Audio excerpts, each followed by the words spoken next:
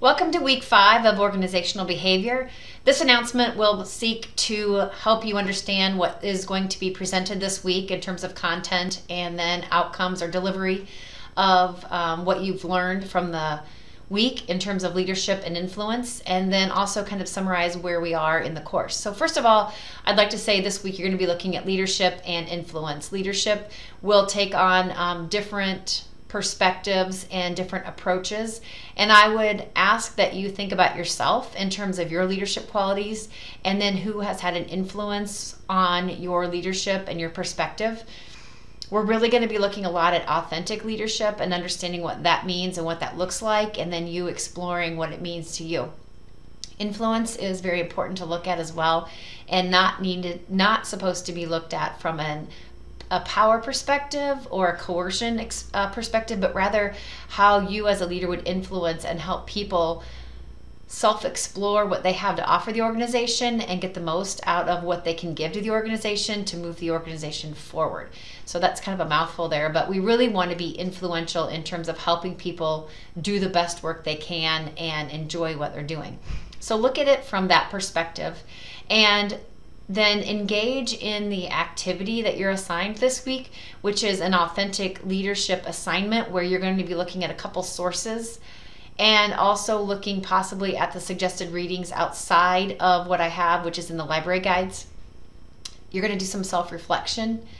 Really look at how you score on these assessments and then how you can leverage those scores and your talents to be a leader inside the organization or even outside the organization, as you may be a mentor for other people. So look at those in that framework, and I hope you really enjoy that and get something out of that reflection and that assessment that you're going to be looking at. It does help to have a quote that kind of guides you and becomes maybe your motto or your tagline to drive you to be a leader in the organization and in society. So think of this week in terms of those thoughts that I've presented to you just now. You're also going to be looking at your final project, I hope, and moving in that direction of collecting your data. Make sure that you are getting data from more than one source or perspective. This really adds depth and breadth to your paper and helps you understand really what's going on in the organization and how it can be improved. Your perception and your thoughts are valuable, but it's really important to get outside of your own little comfort zone and get information from others.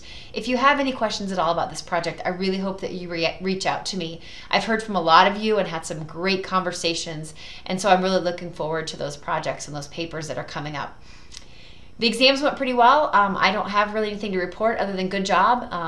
I was really looking for well-developed short answer responses that hit all the questions that were presented and develop them in terms of the content that you had studied, the discussion of those based on your perspective, and then maybe some examples that would help me understand that you have seen this or experienced this or witnessed this type of objective in practice or in a live setting.